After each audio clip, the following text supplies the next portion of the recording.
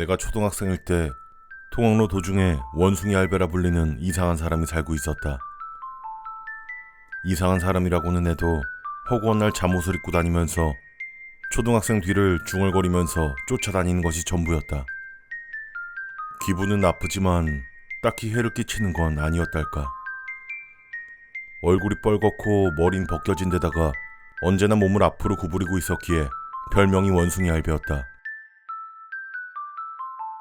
그 원숭이 할배가 어느 날부터인가 모습을 보이지 않게 되었다. 반 친구들은 저마다 경찰에 체포됐다느니 정신병원에 갔다느니 그게 아니면 죽은 걸 거라고 상상의 나래를 펼쳤다. 나도 원숭이 할배는 기분 나쁘다고 생각했었지만 무서운 걸 보는 게 좋은데다가 그저 다른 사람과 달라서 차별받는 게 아닌가 싶은 생각에 조금 유감스러웠다. 그렇게 원숭이 할배가 사라지고 일주일 정도 지난 날, 당시에 함께 놀던 친구들이 원숭이 할배네 집에 가보지 않겠냐고 말했다. 난 딱히 거절하지 않고 흔쾌히 따라 나섰다. 원숭이 할배네 집은 학교에서 100m밖에 안 되는 거리에 있었다. 가설주택 같은 낡아빠진 작은 집이었는데 집을 둘러싼 벽돌담과 집 사이엔 욕조나 철파이프 같은 잡동사니들이 산처럼 쌓여 있었다. 입구 미닫이 문은 열려 있었기에 생각보다 간단히 안으로 들어갈 수 있었다. 지금 생각하면 원숭이 할배가 있을지도 모르는데 당시 우린 모두 원숭이 할배는 이 집에 없을 거야 라고 굳게 믿고 있었나 보다. 그렇게 다들 신발을 신은 채로 안으로 들어갔다. 집안은 좁고 방도 하나밖에 없는 것 같은 그런 느낌이었다.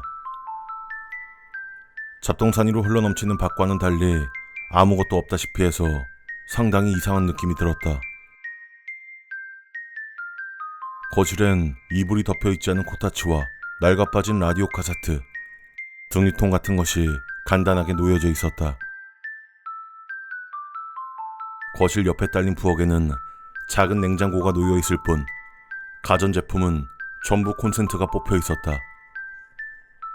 뭔가를 기대한 건 아니었지만 그렇다고 해도 너무 아무것도 없어서 우린 실망했다. TV도 못 샀나 보네 원숭이 할배 라던가 시체라도 있었으면 흥미로웠을 텐데 라고 말하며 각자 떠들어댔다. 그래서 우린 집안을 뒤져보기로 했다. 그러던 도중 부엌을 보러 갔던 친구가 갑자기 소리를 질렀다. 깜짝 놀라서 우린 모두 부엌에 모였다. 비명을 지른 친구가 가리킨 곳을 보니 냉장고 문이 열려 있었다. 허리를 굽혀서 안을 보자 냉장고 안에는 검은색의 책가방이 있었다. 난 조금 움찔거리면서 책가방을 냉장고에서 꺼내기 시작했다. 책가방은 의외로 묵직해서 무거웠다. 책가방의 덮개 쪽엔 칼날로 자른 것처럼 X자가 나 있었다. 야, 열어볼까? 그래, 열어보자. 난 책가방을 열어 내용물들을 모두 바닥에 털어놓았다. 노트와 교과서, 필통이 쏟아진다.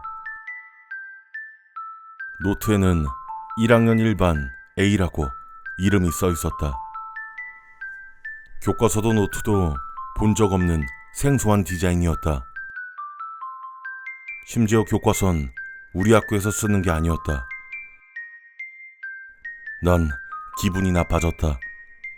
다들 마찬가지였을 것이다. 잠자코 바닥에 흩어진 책가방과 그 내용물을 내려다보고 있었다. 난 그 분위기를 견디다 못해서 원숭이 할배가 어릴 적에 쓰던 건가? 라고 익사를 떨며 노트 한 권을 주었다. 그리고 그걸 펄럭펄럭 넘겨보았다. 그런데 노트 딱 한가운데쯤에 봉투가 끼워져 있었다. 봉투는 입구가 봉해져 있었지만 난 그걸 찢고 안에 든 걸 꺼냈다. 내용물을 본 순간 온몸에 소름이 끼쳤다. 봉투 안에 들어있던 건 사진 한 장이었다. 사내아이의 얼굴에 클로즈업된 사진. 사내아이는 두 눈을 감고 입을 반쯤 열고 있어 마치 자는 것처럼 보였다. 하지만 그건 눈꺼풀이 부풀어 오른 탓이었고 코와 입 주변엔 피처럼 보이는 게 달라붙어 있었다. 야, 이거 뭐야? 무서워. 누군가 그렇게 말한 순간 갑자기 쾅 하는 소리가 목욕탕에서 들렸다. 다들 죽어라 달려서 원숭이 할배의 집을 뛰쳐나왔다. 물론 나도 그 사진을 던져버리고 도망쳤다. 그대로 그날은 각자 집으로 도망치고 끝이었다. 처음 약속한 대로 원숭이 할배네 집에 갔던 것과 거기서 본 것은 아무에게도 이야기하지 않았다. 그렇게 우리가 원숭이 할배네 집에 잠입하고 며칠이 지나 그 집은 해체되었다.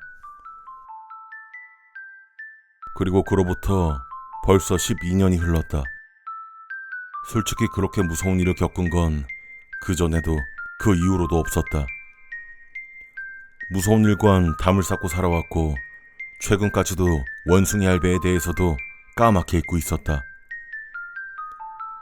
아마 무의식적으로 잊으려고 노력한 게 아니었을까 싶다.